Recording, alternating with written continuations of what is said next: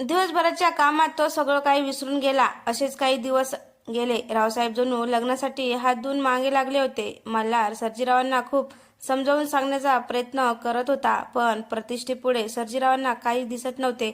मल्हारला रावसाहेबांच्या मुलीचा स्वभाव माहिती होता. अतिशय घमंडी आणि पैशाचा माज असलेली होती, नात्यांची पर्वा नसलेली. मल्हारने रंजनाबाई म्हणजे त्यांच्या अंशी बोलून बघितले, पण सगळं व्यर्थ होतं. सर्जीरावांनी 8 दिवसात साखरपुडा आणि पुढच्या 10 दिवसात लग्न करायचं असं सांगितलं.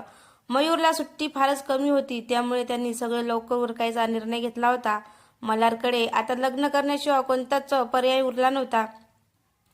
नाईलाजाने तो लग्नाला तयार झाला. सध्या तरी तो काहीच करू शकत नव्हता. तो डोकं शांत करण्यासाठी आजीसाहेब म्हणजे सर्जीरावांच्या मातोश्रीकडे गेला.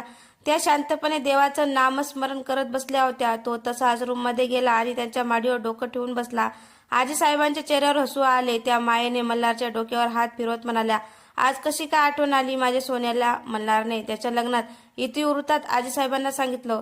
आजीसाहेबांनी त्याला त्या सर्जीरावांशी बोलतील असे सांगितले, पण त्याला आणि त्यांनाही माहीत होते, सर्जीराव कोणाचं काहीच ऐकत नाही.